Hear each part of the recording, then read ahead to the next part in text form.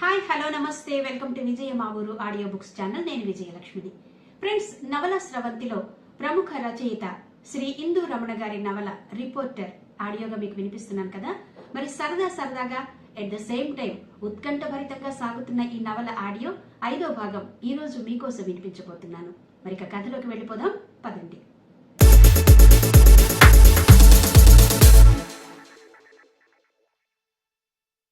మువ్వలవానిపాలెం colony సముద్రానికి దగ్గరలో ఉంది. బీచ్కు వచ్చేవాళ్లు మువ్వలవానిపాలెం కాలనీలో నుండి వెళ్తే దగ్గరగా ఉడా బీచ్ తగులుతుంది. ఇటు బీచ్ రోడ్డుకు ఎంవీపీ కాలనీ రోడ్డుకు మధ్య 2 రోడ్లను ఆనుకుని ఉందా భవనం. 3 అంతస్తుల ఖరీదైన భవనం అది. సహకార శాఖ మంత్రి జగన్మోహన్ రావు గారి ఇల్లు. ఆ ప్రాంతమంతా కార్యకర్తలతోనూ సానుభూతి పరులతోనూ కిక్కిరిసి ఉంది. ఆ రోడ్డంతా కార్లతో నిండిపోయి ఉంది. ఇంటి బయట పోలీసులు పహారా కాస్తున్నారు. 10 మందికి పైనే ఉన్నారు. ఒక ఎస్ఐ స్థాయి అధికారి వారిని పర్యవేక్షిస్తున్నారు. పెద్ద నాయకులు, అధికారులు మంత్రి గారి భార్యని పరామర్శించడానికి వస్తున్నారు. హాల్లో సింహాసనంలా ఉన్న పెద్ద సోఫాలో మంత్రి గారి భార్య జయంతిదేవి, ఆమె వెనుక ముఖ్య కార్యకర్తలు నిలబడి ఉన్నారు. వారి మధ్యలో మంత్రి గారి బావమరిది జయంతిదేవి గారి తమ్ముడు శివాజీ చేతులు కట్టుకుని నిలబడి ఉన్నాడు. మంత్రి గారి భార్యకెదురుగా ఉన్న పొడవాటి సోఫాల్లో ముఖ్య రాజకీయ నాయకులు కూర్చుని ఉన్నారు. అక్కని పలకరించడానికి వస్తున్న వారిని సాదరంగా ఆహ్వానిస్తూ పలకరించి మర్యాదలు చేస్తూ అంతా తానై అన్ని పనులు చక్కబెడుతున్నాడు మంత్రి గారి బావమరిది శివాజీ. నగరంలో సీనియర్ నాయకులు మంత్రి గారి భార్య జయంతిదేవి గారికి హితబోధ చేస్తున్నారు. మంత్రి గారి తర్వాత ఈ నియోజకవర్గాన్ని కాపాడవలసింది నువ్వేనమ్మా అంటూ నచ్చ చెబుతున్నారు. కొందరు చోటామోటా నాయకులు మాత్రం మీకు ఈ రాజకీయాలు వద్దమ్మా, మీ తమ్ముడు శివాజీ గారికి వదిలేయండి, మీ పేరు వాళ్ళ బావగారి పేరు నిలబెట్టే సత్తా ఉన్నవాడాయన అని ఆమెకు నూరి పోస్తున్నారు. ఆయన పోయి ఇంకా 2 రోజులు కాలేదు. ఈ పదవులు పలుకుబడులు గురించి ఆలోచించడం భావ్యమంటారా? నాకైతే ఈ కుళ్ళు రాజకీయాలు ఇష్టం లేదు. మా ఆయన గారి బాధ్యతలన్నీ చూసుకోవడానికి మీరందరూ ఉన్నారు కదా. మీ అందరికీ ఇష్టమైతే మా తమ్ముణ్ణి నిలబెట్టండి, నాకెలాంటి అభ్యంతరం లేదు అంది ఆమె విచారంగా. అలా దిగాలు పడతావెందుకమ్మా, నీ వెనుక మేమంతా ఉన్నాం. మంత్రిగారి తర్వాత ప్రతిపక్షాలని అడ్డుకుని నెగ్గుకు రావాలంటే నువ్వు పోటీ చేస్తేనే మనం గెలవగలం. మీ తమ్ముడంటే చిన్నవాడు, ప్రజల్లో కూడా పలుకుబడి కావాలి కదా. మీరంటే మంత్రిగారి మీద గల సానుభూతి ఓట్లతో తప్పనిసరిగా గెలవగలరు, గెలుస్తాం కూడా. ముసలి నాయకులు ఆమెని గట్టిగా ఒప్పించే ప్రయత్నం చేస్తున్నారు. మంత్రిగారు పోయారని పలకరించడానికి వస్తున్న నాయకులు, నగర ప్రముఖులు హాల్లోకి వస్తూనే జయంతిదేవి గారిని పలకరిస్తూ ఎదురుగా గోడ దగ్గర దివాన్ కాట్ మీద ఉన్న మంత్రిగారి ఫోటోకి పూలమాలలు అర్పించి వెనక్కి తిరిగి వచ్చి మేడం గారికి ఎదురుగా ఉన్న కుర్చీల్లో సోఫాల్లో కూర్చుంటున్నారు. యూనివర్సిటీ నుండి ఆనంద్, చంటి, మానస, ఆర్ట్స్ కాలేజీ స్టాఫ్ అంతా మినిస్టర్ గారింటికి వచ్చారు. హాల్లో ఉన్న మంత్రి గారి భార్యని పలకరించి అందరూ మంత్రి గారి ఫోటో దగ్గరకు వెళ్ళి క్షణం మౌనం పాటించి తిరిగి జయంతిదేవి గారి దగ్గరకు వచ్చి నిలబడ్డారు. ప్రిన్సిపల్ గారే ముందుగా మాట్లాడుతూ తన సానుభూతి తెలియజేశారు. ఆయన మాట్లాడే లోపలే ఆమె ఆదరంగా చూసి అంది, కూర్చోండి సార్ అంది మర్యాదగా మంత్రిగారి భార్య. అయితే అప్పటికే అక్కడున్న కుర్చీలు, సోఫాలు నిండిపోయి ఉన్నాయి. కొందరు కార్యకర్తలు మర్యాద కోసం ప్రిన్సిపల్కి, ప్రొఫెసర్స్కి లేచి కుర్చీలు ఇచ్చారు. ఆనంద్తో పాటు మిగతా విద్యార్థులంతా వెనక చేతులు కట్టుకుని నిలబడ్డారు. మేడం, మా ఫ్రెండ్ ప్రియాంక లేదా? కొంచెం ధైర్యం చేసి మానస ఆమెను అడిగింది. మేడ మీద గదిలో ఏడుస్తూ కూర్చుందమ్మా. దానికి వాళ్ళ నాన్నగారంటే చచ్చేంత ప్రేమ. ఏం చేస్తాం, ఆయన ఇలా అర్ధాంతరంగా అందరినీ వదిలి వెళ్ళిపోయారు బాధగా అందామె. మీరిలా దిగులు పడితే ప్రియాంక ఇంకెంత బెంగపడుతుందో ఆలోచించండి మేడం. ఇదంతా విధివ్రాత, ఎవరూ తప్పించలేరు సరళ మేడం కల్పించుకుని అంది. మీరు ధైర్యంగా ఉండాలి మేడం, సార్ తర్వాత కార్యకర్తల బాధ్యత అంతా మీదే కదా ఆనంద్ కల్పించుకుంటూ అన్నాడు. ఆయన లేనప్పుడు ఈ బంధాలు బాధ్యతలు నాకెందుకు బాబు నిర్లిప్తంగా అంది మంత్రిగారి భార్య. సరి మీరంతా ప్రియాంక కోసం కదా వచ్చారు.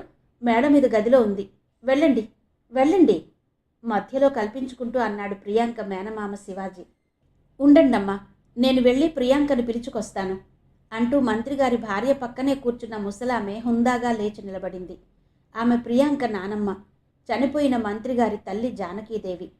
ప్రియాంకని కలవాలని కదలబోయిన విద్యార్థులంతా అలాగే నిలబడిపోయారు. శివాజీ మరి మారు మాట్లాడలేదు. పావుగంటలో మేడ దిగుతూ వచ్చింది ప్రియాంక. శోకదేవతలా ఉంది.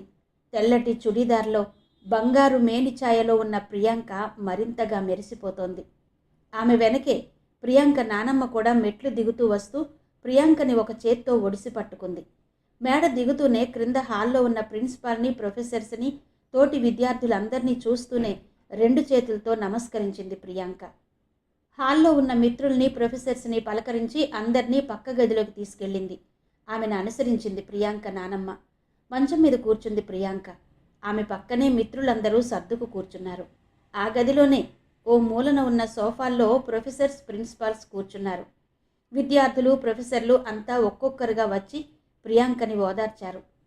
ప్రియాంక, కాలేజీకి వచ్చేయవచ్చు కదా, ఇలా రోజంతా ఇంట్లోనే ఉండి ఏడుస్తూ కూర్చుంటే ఎలా చెప్పు? మానస ప్రియాంకని ఓదారుస్తూ అంది. నేను అదే చెప్పాను బాబు, కన్న కొడుకు పోయిన బాధతో ఉన్నాను. నా మనవరాలు, కోడలు కూడా ఇదే విచారంలో ఉంటే ఇక నాకు దిక్కెవరు బాబు? అంది ప్రియాంక నానమ్మ బాధగా. అయ్యో నాయనమ్మ, మీరేడవకండి, మీ ఆరోగ్యం అసలే మంచిది కాదు అంది గభాలన ప్రియాంక. ఏడుస్తున్న నాయనమ్మని 2 చేతులతో పట్టుకుని ఓదార్చింది. మీరు పెద్దవారు, మీరు ధైర్యంగా ఉండి వీళ్ళని ఓదార్చాలి. ప్రియాంక, రేపటి నుంచి నువ్వు కాలేజీకి వస్తున్నావు, హుందాగా ఆర్డర్ వేస్తున్నట్టే అన్నారు ప్రిన్సిపాల్. అలాగే సార్ అంది నెమ్మదిగా ప్రియాంక. ఇంతలో ఆనంద్ సెల్ రింగ్ అయింది. గభాలన అక్కడి నుండి లేచి ఓ మూలకు వెళ్ళి మాట్లాడాడు ఆనంద్. అట్నుండి పత్రిక ఇన్ఛార్జ్ ఎడిటర్ సర్వేశ్వరరావు గారు, పోలీస్ కమిషనర్ గారు ఆనంద్ని సాయంత్రం కమిషనరేట్కి వచ్చి కలవమన్నారని చెప్పాడు. ఎందుకు సార్ అని అడిగాడు ఆనంద్. ఈరోజు మన పేపర్లో వచ్చిన వార్తల విషయమై నీతో చర్చించాలట అన్నారు అట్నుంచి ఎడిటర్ గారు. అలాగే సార్, ఫోన్ కట్ చేశాడు ఆనంద్. అందరూ ప్రియాంకకి, వాళ్ళ నానమ్మకి మరోసారి తమ సానుభూతి తెలియచేసి బయలుదేరారు. అక్కడి నుండి వచ్చే ముందు ఆనంద్ మంత్రిగారి భార్యని, ఆమె చుట్టూ మూగిన కార్యకర్తల్ని, దివంగత మంత్రిగారికి దండలు వేస్తున్న నాయకులని ఫోటో తీసుకున్నాడు. చంటి ఆనంద్ వెనకాల తోకలా అటూ ఇటూ తిరుగుతూ హడావిడి చేశాడు. పద్మావతి వంటగదిలో ఉంది. సాయంత్రం కావస్తోంది. యూనివర్సిటీ నుండి ఆనంద్ వస్తూనే ఆకలి ఆకలి అంటూ తినేస్తాడు అనుకుంటూ టమాటో బాత్ చేయడానికి నూక తీస్తోంది పద్మావతి. ఇంతలో కాలింగ్ బెల్ మోగింది. అప్పుడే వచ్చేసినట్టున్నాడు సుపుత్రుడు. వీడు ఏ టైంకి ఇంటికి వస్తాడో, ఏ టైంకి వెళ్తాడో అర్థం కాదు అనుకుంటూనే వెళ్ళి సింహద్వారం తెరిచింది పద్మావతి. తలుపులు తెరవగానే ఎదురుగా నిలబడ్డ పోలీసులను చూసి అదిరిపడింది. ఎవరు కావాలండి? మాట గొంతు దాటి రావడం లేదు. భయం భయంగానే అడిగింది పద్మావతి. రిపోర్టర్ ఆనంద్ గారి కోసం వచ్చామమ్మా టీవీగా అన్నాడు ఎస్ఐ. ఆయన వెనుక 2 కానిస్టేబుల్స్ వినయంగా నిలబడ్డారు. ఇంకా యూనివర్సిటీ నుండి రాలేదండి అంది పద్మావతి. కొడుకు కోసం పోలీసులు రావడం పద్మావతికి ఎందుకో గుండె దడదడలాడింది. ఆనంద్ గారు వస్తే మా కమిషనర్ గారు సాయంత్రం ఓసారి వచ్చి కలవమన్నారని చెప్పమ్మా అన్నాడు ఎస్ఐ మర్యాదగా. ఎందుకో తెలుసుకోవచ్చా బాబు? గుండెల్లో నుండి తన్నుకొస్తున్న భయం, అనుమానం, ఆతృత ఆమెని గజగజ వణికించేస్తున్నాయి. ఏమీ లేదమ్మా, ఆనంద్ గారితో మాట్లాడాలని సార్ రమ్మంటున్నారు. ఆమెకి కొంతమేర ఉపశమనం కలిగించాలని అన్నాడతను. భయంతో బిగుసుకుపోతున్న పద్మావతిని చూసి ఎస్ఐకి జాలేసింది. పాపం, ఎంతైనా తల్లి మనసు కదా అనుకున్నాడు. ఆనంద్ రాగానే మీరొచ్చి వెళ్ళారని చెప్తాను బాబు, మీరు చెప్పిన విషయం వాడికి చెప్తాను అంది పద్మావతి కొంచెం మనసు కుదుట పడడంతో. వస్తామమ్మా అంటూ ఎస్ఐ, పోలీసులు జీపెక్కి వెళ్ళిపోయారు. ఇంటి పక్కనున్న వాళ్ళు వింతగా చూస్తూ నిలబడిపోయారు. ఏమైందొదినా, ఇంటికి పోలీసులు వచ్చారు? పక్కింటావిడ గొంతు చించుకుని పద్మావతిని పిలుస్తూ అడిగింది. మధ్యతరగతి కుటుంబాల్లో పోలీసులు ఇంటికి రావడం చాలా నామోషిగా, పరువు తక్కువగా గుండెలు బాదుకుంటారు. ఆ విషయం పద్మావతికి తెలుసు. కావాలనే పక్కింటావిడ ఎత్తిపొడుపుగా అలా అడుగుతోందని గ్రహించింది. ఏముందొదినా, మా ఆనంద్ విలేకరు కదా, రోజు ఎవరో ఒకరు ఏదో పని మీద వస్తూనే ఉంటారు. మన పోలీస్ కమిషనర్ గారు ఆనంద్ కోసం మా ఇంటికి వస్తారట. ఇంట్లో ఆనంద్ ఉన్నాడో లేదోనని ముందుగా ఇదిగో ఈ పోలీసు వాళ్ళని చూసి రమ్మని పంపించారట. 2 చేతులు తిప్పుతూ చెప్పింది పద్మావతి. ఏమిటి, పోలీస్ కమిషనర్ గారే ఆనంద్ కోసం ఇంటికి వస్తారా? అయ్యో, మన ఆనంద్ అంత పెద్ద నేరం ఏం చేశాడు వదినా? అవతల పక్కింటావిడ కూడా పద్మావతికి ఎదురు కౌంటర్ వేసింది. నేరాలు ఘోరాలు చేస్తే కమిషనర్ ఇంటికొస్తారేంటొదినా? ఏదో పనిపడి ఉంటుంది. లేకపోతే ఆయన పొగుడుతూ వార్త రాయించుకోవడానికో. అయినా చదువు సంధ్యలు లేనోళ్ళం. నీకు నాకు ఏం తెలుస్తాయిలే. కళ్ళుబ్బరం నోటి దురద తీరక ఏవో సొల్లు కబుర్లు చెప్పుకుంటాం గాని. చాలా సూటిగానే పక్కింటావిడికి సమాధానం చెప్పింది పద్మావతి. పద్మావతి సూటిగా చదువుకోలేని దానివని అనేసరికి సర్రున తల తిప్పుకుని వెళ్ళిపోయింది ఆవిడ. పక్కింటావిడితో మొండిగా వాదించిందే గాని పద్మావతిని భయం పీకుతూనే ఉంది. పోలీసులు ఏం లేదని చెప్పినా ఆమె ఆ క్షణం కొంచెం కుదుటపడింది గాని ఇప్పుడు మాత్రం ఎందుకో గుండె దడదడలాడుతూనే ఉంది. ఇంట్లోకి వెళ్ళి గభాలన చంద్రశేఖర్కి ఫోన్ చేసింది. అట్నుంచి చాలాసేపటి వరకు ఫోన్ రిసీవ్ చేసుకోలేదు. ఈయనెక్కడ తగలడ్డారో. క్యాష్ కౌంటర్ దగ్గర ఫోన్ ఎత్తడానికి ఇంతసేపా? మొగుడు ఫోన్ ఎత్తకపోయేసరికి మరింత ఆందోళనకు గురైంది పద్మావతి. మూడోసారి ఫోన్ చేశాక రిసీవ్ చేసుకున్నాడు చంద్రశేఖర్. ఫోన్లోనే మొగుడిని చడామడా 4 తిట్టేసి పోలీసులు ఇంటికొచ్చిన విషయమంతా వివరంగా చెప్పింది. పోలీసుల పేరెత్తేసరికి చంద్రశేఖరానికి కూడా శరీరమంతా చెమటలు పట్టేశాయి. డిపార్ట్మెంట్ స్టోర్ బాధ్యతని తన దగ్గర పనిచేస్తున్న నమ్మకమైన అమ్మాయికి అప్పజెప్పి హుటాహుటిన ఇంటికి చేరుకున్నాడు చంద్రశేఖర్. భర్తని చూస్తూనే బావురుమంది పద్మావతి. నువ్వే ఇలా భయపడితే ఎలాగే? నాకే గుండె ఆగినంత పనయింది. ఈ ఆనందగాడు తిన్నగా చదువుకోక లేనిపోనివన్నీ నెత్తిమీద వేసుకుంటున్నాడు. వాణ్ణి గారాబం చేసి చెడగొట్టావు అంటూ పెళ్ళాం మీద విరుచుకుపడ్డాడు చంద్రశేఖర్. చాలండి, ఈ ప్రతాపమేదో మీ కొడుకు మీద చూపించండి. తల్లిగా నేను గారాబం చేస్తే తండ్రిగా మీరు దండించలేకపోయారా? కొడుకును చూస్తే చల్లబడతారు. వాడు ఏం చెప్తే దానికి సై అంటారు. తిరిగి భర్త చంద్రశేఖర్ మీదకు అంతెత్తున లేచింది పద్మావతి. సరిసరి, నువ్వు నేను ఇలా బెంగతో ఒకరినొకరు నిందించుకునే బదులు పెద్ద అయిన రిటైర్డ్ ఎస్పీ పరశురాం గారిని కలిస్తే ఆయనే ఏదో దారి చూపెడతారు, సలహా ఇస్తారు. పదా అంటూ భార్యని తీసుకుని ఆ వీధి చివరే ఉన్న ఎస్పీ పరశురాం గారింటికి వెళ్ళాడు చంద్రశేఖర్. ఎప్పుడో గాని రాని చంద్రశేఖర్ దంపతులు ఆతృతగా తమ ఇంటి వైపే రావడం దూరం నుండే గమనించిన పరశురాం గారు గేటు దగ్గరికి వెళ్ళి ఎదురెళ్ళి ఆహ్వానించారు. రండి రండి, ఊరకే రారు చంద్రశేఖర్ గారు, ఏంటి విశేషాలు? నవ్వుతూ చంద్రశేఖర్తో ఉన్న చనువుతో అన్నారు. ఏముంది నాన్నగారు, మా బడుద్దాయి చేస్తున్న పనులు చూస్తుంటే భయంగా ఉంటోంది బాధగా అంది పద్మావతి. ఏమైందమ్మా? ఆనంద్కే వజ్రంలాంటి కుర్రాడు ఆనంద్ని అభినందిస్తూ అన్నారు పరశురాం గారు. ఆయన దృష్టిలో ఉదయం పేపర్లో చూసిన వార్తలే కదులుతున్నాయి. వజ్రమే, పీకల మీదకొచ్చి మేకల్లా గిజగజలాడిపోతున్నాం కొంచెం కోపంగా అన్నాడు చంద్రశేఖర్. కోపం తెచ్చుకున్న చంద్రశేఖర్ వాలకం, రోషం, హాస్యాన్నే పుట్టిస్తున్నాయి గాని కోపం ఎక్కడా కనిపించడం లేదు. లోపలికి రండి, కూర్చుని మాట్లాడుకుందాం అంటూ వారిని తీసుకుని ఇంట్లోకి వెళ్లారు పరశురాం గారు. వేళకాని వేళ చంద్రశేఖర్ దంపతులు ఇంటికి రావడంతో ఆశ్చర్యపోయింది రాజేశ్వరమ్మ. ఆనందంగా ఎదురెళ్ళి పద్మావతిని 2 చేతులు పట్టుకుని ఆప్యాయంగా దగ్గరకు తీసుకుంది. ఆమెకి ఆడపిల్లలంటే వల్లమాలిన అభిమానం. ఒక్కగానొక్క కూతురు చనిపోయాక ఆ షాక్ నుండి ఎన్నో ఏళ్లు తట్టుకోలేకపోయింది రాజేశ్వరమ్మ. ఆ తర్వాత చదువు మధ్యలో ఆపేసి పరారైన ఒక్కగానొక్క కొడుకు కూడా దూరం కావడంతో పద్మావతినే కన్న కూతురుగా భావించి ప్రేమిస్తోంది రాజేశ్వరమ్మ. పద్మావతికి కూడా రాజేశ్వరమ్మ గారంటే తన తల్లి కంటే అభిమానం ఎక్కువ. తనకి ఎలాంటి కష్టం కలిగినా సంతోషం కలిగినా మరుక్షణం పరశురాం గారింటికి వచ్చి రాజేశ్వరమ్మ గారికి అంతా పూసగుచ్చినట్టు చెప్పేస్తుంది. రిటైర్డ్ ఎస్పీ పరశురాం గారు కూడా చంద్రశేఖర్ అమాయకత్వం అంటే ఎంతో ఇష్టం. ఎప్పుడూ హాయిగా నవ్వుతూ నవ్విస్తూ ఉండే చంద్రశేఖర్తో మాట్లాడడమన్నా పరశురాం గారికి ఎంతో ఆనందం. కూర్చోండి రాజేశ్వరి, వీళ్ళకి టీ కాఫీ లాంటిది ఏదైనా ఇస్తావా? భార్యతో అన్నాడు పరశురాం గారు. ఇదిగోండయ్యా తెస్తున్నాను అంటూ అప్పటికే టీ చేసి కప్పుల్లో పోసి ట్రేతో పట్టుకొస్తూ అంది పనిపిల్ల శోభితాదాస్.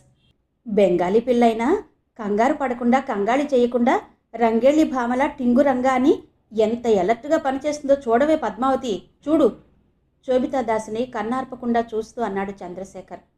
పనిపిల్ల మన పిల్ల, పరాయి పిల్ల కాదు. నాకెందుకులే అని పట్టించుకోకపోవడానికి కదా శోభిత అంది పద్మావతి చిన్నగా నవ్వుతూ, కళ్ళతోనే శోభితాదాస్ని అభినందిస్తూ. ఇంతవరకు ఆనంద్ మీద అగ్గి మీద గుగ్గిలం అయిపోయి ఇద్దరూ ఎగిరెగిరి పడ్డారు. ఇంతలోనే అలసట కలిగిందా? రిలాక్స్ అయిపోయారు? అమ్మాయిల్ని చూస్తే చంద్రశేఖర్ మూడు మారిపోతుందని తెలిసిన పరశురాం ఒక్కడిని అనకుండా భార్యాభర్తలిద్దరినీ కలిపి నవ్వుతూ అన్నారు. ఏం చెప్పగలను నాన్నగారు, వీడు రాసిన రాతలు చూసి ఈరోజు మా ఇంటి మీదకి పోలీసుల దండే వచ్చింది. ఇంకా ముందు ముందు ఏం జరుగుతుందో అని భయంతో మీ దగ్గరకు పరిగెత్తుకొచ్చాం విచారంగా అంది పద్మావతి. ఏం రాశాడమ్మా? ఎక్కడా తప్పు రాయలేదే.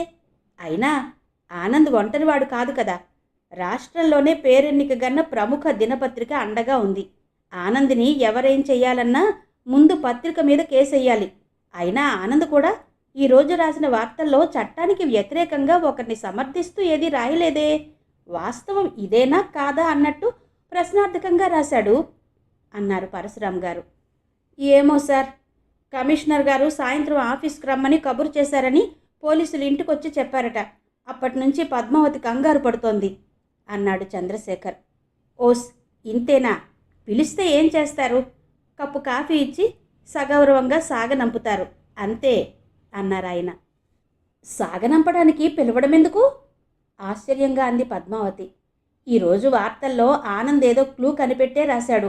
అది పోలీసులు కనిపెట్టారు. ఆ విషయం చర్చించడానికి పిలుచుంటారు. అంతేగాని ఎవరో దొంగనో రౌడీనో బెదిరించినట్టు ఆనంద్ని బెదిరించడం కుదరదు. ఈ రోజుల్లో జర్నలిస్టుల జోలికి రాజకీయ నాయకులే కాదు, పోలీసులు కూడా వెళ్లరు. చూసి చూసి రొచ్చులో రాయి ఎవరు విసురుతారమ్మా అన్నారు పరశురాం గారు. రొచ్చా? కళ్ళింత చేసుకుని మరింత ఆశ్చర్యంగా అన్నాడు చంద్రశేఖర్. తను వాడిన ఉపమానం బాగాలేదని తెలుసుకున్న పరశురాం గారు నోరు నొక్కుకుని తప్పు చేసిన వాడిలా సిగ్గుపడి అన్నారు. రొచ్చంటే ఆనందని కాదండి. పేపర్ వాళ్లతో పెట్టుకుంటే వాళ్ల బ్రతుకే బజార్లో పడుతుందని అన్నాను. మీకు అర్థం కావడానికి అలా అన్నాను. సారీ నొచ్చుకుంటూ అన్నారు పరశురాం గారు. సారీ ఎందుకు సార్, ఉన్నమాటేగా అన్నారు అన్నాడు చంద్రశేఖర్. మా ఆనంద్కి ఏం భయం లేదు కదా నాన్నగారు? మళ్ళీ భయంగా అడిగింది పద్మావతి. ఏం కాదు, పోలీసులే ఆనంద్ని సత్కరించి పంపిస్తారు. మీరేం బెంగపడకండి. ఏదైనా అయితే నాది పూచి, సరేనా? పద్మావతికి ధైర్యం చెబుతూ అన్నారు పరశురాం. అమ్మయ్య, ఇప్పటికి మా గుండె దిటవ పడింది. మీరున్నారన్న ధైర్యం గుండెల్లో ఉన్నా మరో పక్క భయం పీకుతూనే ఉందండి. ఇప్పుడు మీరు చెప్పాక ఆ భయం పోయింది అన్నాడు చంద్రశేఖర్. ఉండండి, ఎందుకైనా మంచిది పత్రికాఫీస్కు ఫోన్ చేసి ఎడిటర్ గారితో మాట్లాడతాను అంటూ ఫోన్ దగ్గరికి వెళ్ళారు పరశురాం. ఆ రోజు పేపర్లో ఉన్న లోకల్ ఎడిషన్ నెంబర్ చూసి పత్రికాఫీస్కు ఫోన్ చేశారు ఆయన. చంద్రశేఖర్ దంపతులిద్దరూ ఆయన కేసి ఆతృతగా చూస్తూ కూర్చున్నారు. ఎప్పుడో కానీ రాని చంద్రశేఖర్ దంపతుల కోసం టిఫిన్ చేసే ఏర్పాట్లలో ఉన్నారు రాజేశ్వరమ్మ, శోభితాదాస్. కిచెన్ పనిలో నిమగ్నమైపోయారు. హాల్లో పరశురాం గారితో మాట్లాడుతున్న చంద్రశేఖర్ పద్మావతులను మధ్య మధ్యలో చూస్తూ ఉందే గాని వారి సంభాషణ పట్టించుకోలేదు రాజేశ్వరమ్మ. ఫోన్లో ఎడిటర్ గారితో మాట్లాడి తిరిగి వాళ్ళ దగ్గరకు వచ్చారు పరశురాం. ఏం భయం లేదటమ్మా, ఏదో ఫార్మాలిటీ కోసం ఇలా అప్పుడప్పుడు పిలుస్తుంటారట. ఏం కంగారు పడొద్దని చెప్పారు అన్నారు Parashuram.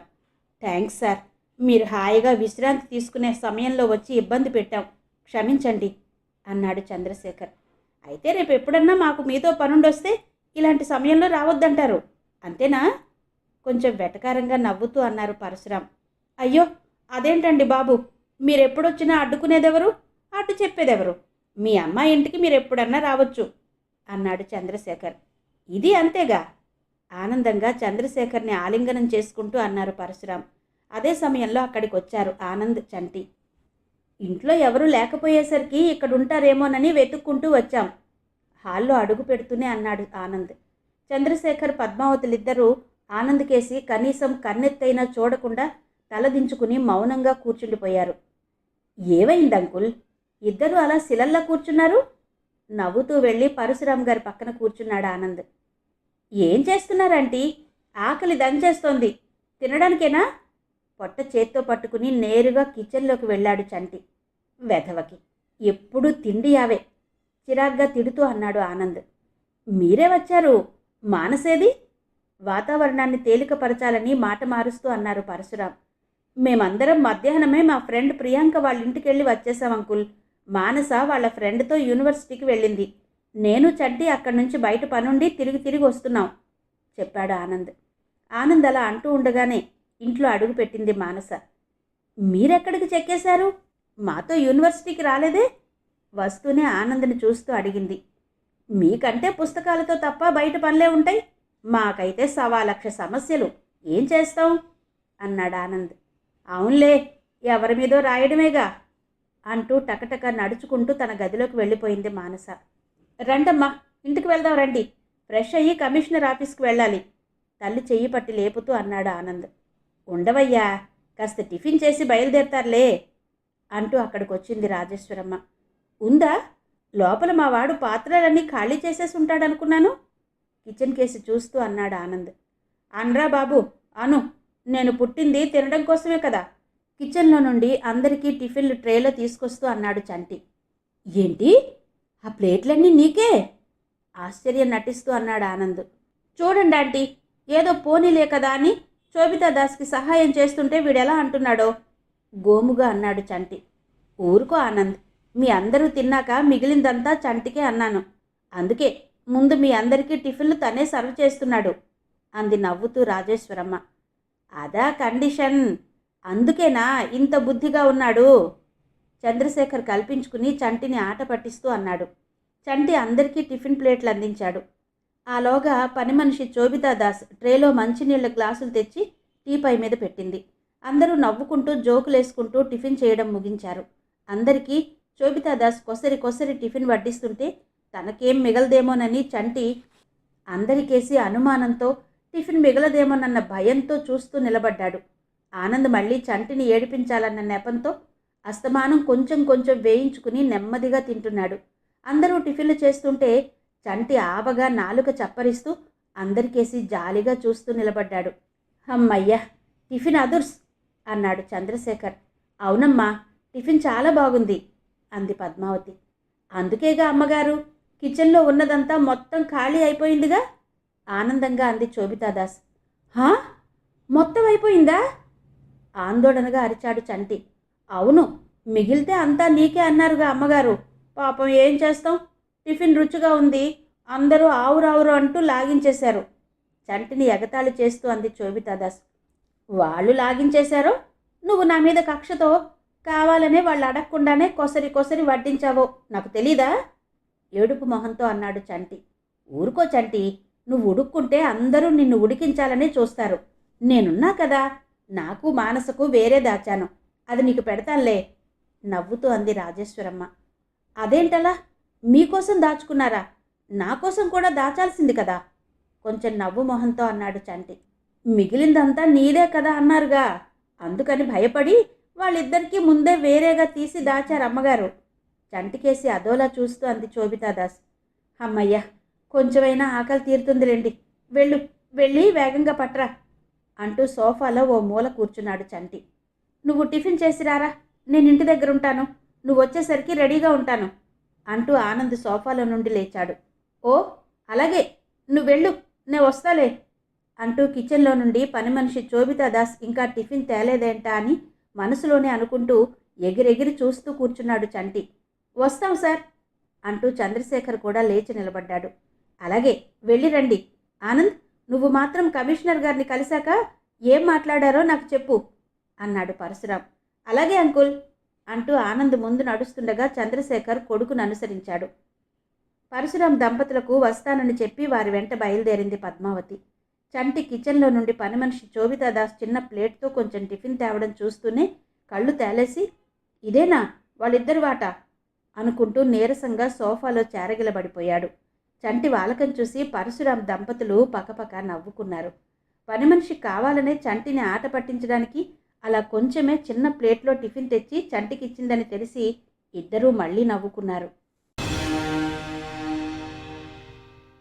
Police commissioner office. Anand బైక్ని నేరుగా కమిషనర్ ఆఫీస్ లోపలికి పోనిచ్చాడు. స్కూటర్ పార్కింగ్ దగ్గర బైక్ ఆపేసరికి వెనక కూర్చున్న చంటి క్రిందకు దిగాడు. కమిషనర్ ఆఫీస్ ఆవరణలో ఎటు చూసినా పోలీసులు అటు ఇటు తిరుగుతూ ఉన్నారు. అంతమంది పోలీసుల్ని యూనిఫామ్లో ఒకే దగ్గర చూసేసరికి చంటికి ఒంట్లో ఏదో తెలియని గుబులు బయలుదేరింది. ఒరే ఆనంద్, పులిబోన్లో అడుగు పెడుతున్నట్టు భయంగా ఉందిరా, నేను బయట ఉంటారా బాబు నెమ్మదిగా ఆనంద్ చెవిలో గొణుగుతూ అన్నాడు చంటి. పోరా, నీకెందుకు భయం, నేను కదా కమిషనర్ గారిని కలవడానికి వచ్చింది, కందకు లేని దురద కత్తిపేటకెందుకురా అన్నాడు చిన్నగా నవ్వుతూ ఆనంద్. ఇంతలో ఆనంద్కి ఎదురుగా నవ్వుతూ వచ్చి పలకరించాడు Gopalapatnam station inspector. Hello Anand గారు, మీకోసమే ఎదురు చూస్తున్నాం, రండి అంటూ ఆనంద్ని తీసుకుని కమిషనర్ ఆఫీస్ కేసి దారి తీశాడు. దారి పొడవునా గోపాలపట్నం సిఐ గారికి ఎదురైన కానిస్టేబుల్స్ అందరూ సెల్యూట్ చేస్తున్నారు. అప్పటికే కమిషనర్ కాన్ఫరెన్స్ హాల్లో ఇతర పోలీస్ అధికారులతో మీటింగ్లో ఉన్నాడు. కమిషనర్ గారి ఛాంబర్ పక్కనే ఉంది కాన్ఫరెన్స్ హాల్. ఆ హాల్ దగ్గర 4 సెంట్రీలు గన్లు పట్టుకుని స్టడీగా నిలబడి ఉన్నారు. గోపాలపట్నం స్టేషన్ ఇన్స్పెక్టర్ ఆనంద్, చంటి అక్కడకు చేరుకున్నారు. చంటిని బయటే కారిడార్ పొడవునా విజిటర్స్ కోసం ఏర్పాటు చేసిన కుర్చీలో కూర్చోమని సైగ చేశాడు ఆనంద్. ఆనంద్ అలా కనుసైగ చేయగానే గభాలన వెళ్ళి కమిషనర్ ఆఫీస్ ఛాంబర్కి కొద్ది దూరంలో ఉన్న కుర్చీలో కూర్చున్నాడు చంటి. సార్ మీటింగ్లో ఉన్నారు సార్, కొంచెంసేపు వెయిట్ చేయండి, కాన్ఫరెన్స్ హాల్ దగ్గర కాపలాగా నిలబడ్డ సెంట్రీలు చెప్పారు ఇన్స్పెక్టర్తో. గోపాలపట్నం సిఐ ఎవరో రిపోర్టర్ని తీసుకొచ్చారని చెప్పిరా, చాలా అర్జెంట్ అన్నాడు సిఐ ఆ సెంట్రీతో. సార్ కోప్పడతారు సార్, నెమ్మదిగా అన్నాడు సెంట్రీ. అంతలోనే బయట కాలింగ్ బెల్ మోగింది. గభాలన సెంట్రీలిద్దరూ కాన్ఫరెన్స్ హాల్ తలుపులు తోసుకుంటూ లోపలికి పరుగందుకున్నారు. అప్పటికే బయట ఉన్న సీసీ కెమెరాల్లో గోపాలపట్నం సర్కిల్ ఇన్స్పెక్టర్తో ఎవరో రావడం గమనించిన కమిషనర్ ఆ వ్యక్తి తను పిలుచుకురమ్మన్న రిపోర్టర్ అయి ఉంటాడని గ్రహించాడు. అందుకే కాలింగ్ బెల్ నొక్కి సెంట్రీలను లోపలికి పిలిచాడాయన. డియర్ ఫ్రెండ్స్, నేను మీకు అప్పగించిన పని ఎంతవరకు వచ్చింది? మీ పరిధిలో నిఘా ప్రయత్నాల్లో ఎలాంటి చర్యలు తీసుకున్నారు? నగరంలో నేరాల పట్టిక గమనించండి. పాత నేరస్తుల మీద ఓ కన్నేసి ఉంచండి. పబ్లిక్తో ఎప్పుడూ మంచిగా సోదర భావంతో మెలగండి. పోలీసులంటే రక్షక భటులు అనుకోవాలి కానీ భక్షక భటులనే తప్పుడు పనులు చేయకండి. బీ అలర్ట్ అంటూ ప్రసంగం ముగించి అందరికీ వీడ్కోలు పలికారు కమిషనర్. ఆ సరికే సెంట్రీలిద్దరూ వచ్చి కమిషనర్ గారి ఆదేశాల కోసం వినయంగా చేతులు కట్టుకుని నిలబడ్డారు. బయటున్న సిఐని, ఆయనతో పాటు ఉన్న విలేకరిని లోపలికి పంపించండి ఆర్డర్ వేశారు కమిషనర్. ఎస్ సార్ అంటూ ఇద్దరూ సెల్యూట్ చేసి గిరుక్కున వెనక్కి తిరిగి వెళ్ళిపోయారు. సెంట్రీలిద్దరూ లోపలికి వెళ్ళినప్పుడే ఆనంద్ అప్రయత్నంగా బయట ఉన్న సీసీ కెమెరాల కసి చూశాడు. సార్ మనల్ని చూశారు ఇన్స్పెక్టర్ గారు, మనకి కబురొస్తుంది, నెమ్మదిగా ఇన్స్పెక్టర్తో అన్నాడు ఆనంద్. ఆనంద్ అలా అనేసరికి ఆయన కూడా సీసీ కెమెరాల కేసి చూసి బహుశా అదే అయ్యుండొచ్చు అన్నాడు ఆయన. సెంట్రీలిద్దరూ కాన్ఫరెన్స్ హాల్ బయటకు వస్తూనే సార్ మిమ్మల్ని లోపలికి పంపించమన్నారు సార్ అని చెప్పి కాన్ఫరెన్స్ హాల్ తలుపులు తీసి వినయంగా వంగి సెల్యూట్ చేశారు. ఆనంద్ సూక్ష్మ దృష్టికి మెచ్చుకోలుగా చూస్తూ ముందుకు నడిచాడు గోపాలపట్నం సిఐ. రండి కూర్చోండి, సీట్లో నుండి లేస్తున్నట్టే కదిలి లేవకుండానే గోపాలపట్నం సిఐతో పాటు వస్తున్న ఆనంద్ని చూస్తూ అన్నారు police commissioner. Thank you sir అంటూ కమిషనర్ గారికి ఎదురుగా కూర్చున్నాడు Anand. Gopalapatnam police station circle inspector మాత్రం గౌరవ సూచకంగా నిలబడి ఉండిపోయాడు. మీరు కూర్చోండి హుకుం జారీ చేశాడు కమిషనర్. కమిషనర్ గారు అలా అనేసరికి టక్కున ఆనంద్కి 2 కుర్చీలకు అవతల కూర్చున్నాడు సిఐ. మీ పేరు? పరిచయం చేసుకునేందుకు చెయ్యి ముందుకు చాస్తూ షేక్ హ్యాండ్ ఇచ్చారు కమిషనర్. ఆనంద్ గభాలన సీట్లో నుండి లేచి కమిషనర్కి షేక్ హ్యాండ్ ఇస్తూ, నా పేరు ఆనంద్ సార్, యూనివర్సిటీలో ఎంఏ చదువుతున్నాను, పత్రికలో పార్ట్ టైం రిపోర్టర్గా పనిచేస్తున్నాను వినయంగా చెప్పాడు ఆనంద్. వెల్డన్, మీలాంటి వాళ్ళు ఫ్యూచర్లో దేన్నైనా సాధించగలుగుతారు, కీప్ ఇట్ అప్ ఆనంద్ని ప్రశంసిస్తూ అన్నారు కమిషనర్. థ్యాంక్ యూ సార్ నమ్రతగా అన్నాడు ఆనంద్. ఆనంద్, మీరు ఈరోజు పేపర్లో రాసిన వార్తలు చదివాను. మీ వే ఆఫ్ స్టైల్ బాగుంది, వార్తను ప్రజెంట్ చేసిన విధానం నాకు నచ్చింది. ఈ యాంగిల్లో వార్త రాయాలనే ఆలోచన మీకు ఎలా కలిగిందో నాకు అర్థం కాలేదు తెలివిగా అన్నారు కమిషనర్. ఆనంద్కి అర్థమైంది. ప్రశ్నించకుండా ప్రశంసిస్తూనే నిజాన్ని ఆరా తీస్తున్నారు కమిషనర్. మేధావే మనసులోనే అనుకున్నాడు ఆనంద్. ఆనంద్, ఏదో ఆలోచిస్తున్నట్టున్నారే మళ్ళీ కమిషనరే ఆనంద్ని ఉద్దేశించి అన్నారు. లేదు సార్, వార్త గురించి అడుగుతున్నారు కదా, ఈసరికి అందులో ఉన్న గూఢార్థం మీకు అర్థమయ్యే ఉంటుంది కదా అని అన్నాడు ఆనంద్. ఈ కుర్రాడు ఘటికుడే, నా మాట నాకే అప్పగిస్తున్నాడు మనసులోనే అనుకుంటూ, కొంతవరకు మీరు అన్నది కరెక్టే, కానీ మీకెలా తెలిసిందని, ఎలా గ్రహించగలిగారని అన్నారు కమిషనర్ గారు. మీరు అడుగుతున్న ప్రశ్న నాకు అర్థం కాలేదు సార్ కమిషనర్ గారి కేసి చూస్తూ సూటిగా ప్రశ్నించాడు ఆనంద్. నిన్న మంత్రి గారు బాంబు పేలుడులో మరణించిన సంఘటనకు తీవ్రవాదులే కారణమంటూ మేము మిగతా పత్రికలు భావించాము, వాళ్ళు కూడా అదే రాశారు, కానీ మీరు సందిగ్ధంగా ఆగాడు కమిషనర్. రాష్ట్ర మంత్రివర్యులు దేవాలయం సందర్శనకు వస్తుంటే ప్రోటోకాల్ కోసమన్నా పోలీస్ బందోబస్తు ఏర్పాటు సరిగ్గా లేదని రాశాను. మీ వాళ్ల దృష్టంతా కొండ మీద గుడి దగ్గరే ఉంది. నగర పొలిమేరల్లో కూడా సెక్యూరిటీగా పోలీసులను ఏర్పాటు చేసుంటే బాగుండేది. అంతే కదా నేను రాసింది అన్నాడు ఆనంద్. మీరు రాసిన దాంట్లో నిజం లేకపోలేదు. కానీ మా బందోబస్తుకి మంత్రి కాన్వాయ్ బాంబు దాడికి ఏవైనా సంబంధం ఉందంటారా? సూటిగానే అడిగాడు కమిషనర్. బందోబస్తు ఎక్కువగా ఉంటే అవతలి వాళ్ళు తెగించలేరు కదా సార్ అన్నాడు ఆనంద్. సార్, ఆనంద్ గారు, మరి రెండో వార్తలో? మరో ప్రశ్న సంధించారు కమిషనర్. మీరందరూ ఎవరో గుర్తు తెలియని వ్యక్తి ప్రమాదంలో మరణించాడని అన్నారు. అందరూ అలాగే రాశారు. కానీ అతను 6 నెలల క్రితం రాజమండ్రి పోలీసులు అరెస్టు చేసిన తీవ్రవాది. ఆ వార్త ఫోటోతో సహా రాజమండ్రి స్థానిక దినపత్రికలో ప్రముఖంగా అచ్చయింది. చూపించమంటారా అంటూ తనతో తెచ్చుకున్న బ్యాగ్ తెరవబోయాడు ఆనంద్. అక్కర్లేదు ఆనంద్, నీ వార్త చదివిన మరుక్షణమే నేను రాజమండ్రి పోలీస్ డిపార్ట్మెంట్కి ఫోన్ చేసి వాకప్ చేశాను. నిజమని చెప్పారు. కానీ ఆ వ్యక్తే ఆ నెల దాటకుండానే జైల్లో నుండి తప్పించుకు పారిపోయాడని చెప్పారు అన్నారు కమిషనర్. పారిపోయాడా? మరి? ఆనంద్ ఆలోచనలో పడిపోయాడు. ఇక్కడ ఈ విశాఖ వచ్చి ఇలా అనాథగా ప్రమాదంలో మరణించడం వెనుక రహస్యం ఏదైనా ఉందా? ఆనంద్ పరిపరి విధాల ఆలోచిస్తున్నాడు. ఆనంద్, మీ వార్తలు తప్పనడం లేదు. కానీ మీరు ఏదైనా రాసే ముందు నాతో సంప్రదిస్తూ ఉండండి. ఇది ఆర్డర్ కాదు, రిక్వెస్ట్. ఎందుకంటే న్యూస్ ఇచ్చిపుచ్చుకోవడం తప్పు కాదు. మళ్ళీ ఈరోజు ఈ నిజం వార్తగా రావాలి కదా. మీతో పాటు మిగతా ప్రెస్లకి కూడా ఈ తీవ్రవాది గురించి వార్త రిలీజ్ చేయాలి చెప్పారు కమిషనర్. థ్యాంక్ యూ సార్, నేను వెళ్ళొచ్చా సార్ నమ్రతగా అన్నాడు ఆనంద్. ఆనంద్, మీకు మాత్రమే చెబుతున్నాను, ఆఫ్ ద ప్రెస్ దయచేసి వార్త రాయకండి. చనిపోయిన తీవ్రవాది చాలా అనారోగ్యంతో చావు బ్రతుకుల్లో ఉన్నాడు. తాను ఎలాగూ బ్రతకనని తనకు తానుగానే బస్సు క్రింద పడి ఆత్మాహుతి చేసుకున్నాడు. అనారోగ్యంతో కదలలేని పరిస్థితి. పోస్టుమార్టంలో అంతా తెలిసింది. ఇంకో విషయం, ఇదే విషయాన్ని అతను చాలా తెలివిగా ఉత్తరం రాసి జేబులో పెట్టుకున్నాడు. తన మరణం ఎలా జరిగినా తన తల మీద ఉన్న రివార్డు 10 లక్షలు కస్తూరిబాయి అనాథ శరణాలయానికి విరాళంగా ఇవ్వవలసిందిగా కోరుతూ తను ఎవరన్నది ఆధారాలతో ఉత్తరంతో జత చేసి దాచాడు. అవన్నీ దొరికాయి వివరంగా చెప్పారు కమిషనర్. మరి ఈ నిజం ప్రజలకు తెలిస్తే మంచిదే కదా సార్ ఆశ్చర్యంగా అన్నాడు ఆనంద్. మంచిదే, ఇప్పుడు కాదు. మరణించిన అతని ఆశయం నెరవేరి మా డిపార్ట్మెంట్ నుండి అతనిపై ఉన్న రివార్డు 10 లక్షలు అతను చెప్పిన అనాథ శరణాలయానికి అందిన రోజు నేనే పిలిచి ప్రెస్ మీట్ పెట్టి చెప్తాను ఆలోచిస్తూ అన్నారు కమిషనర్. మీరెందుకో భయపడుతున్నారు అన్నాడు ఆనంద్. నాలాంటి వాళ్ళు ఆయన్ని మేమే పట్టుకున్నామని తీసుకువస్తుండగా ప్రమాదంలో మరణించాడని ఆ రివార్డ్ అనాథ శరణాలయానికి అందకుండా చేస్తారేమోనని ఆలోచిస్తున్నాను అన్నారు కమిషనర్. కమిషనర్ గారి మానవీయ దృక్పథానికి ఆనంద్ కళ్ళు చెమ్మగిల్లాయి.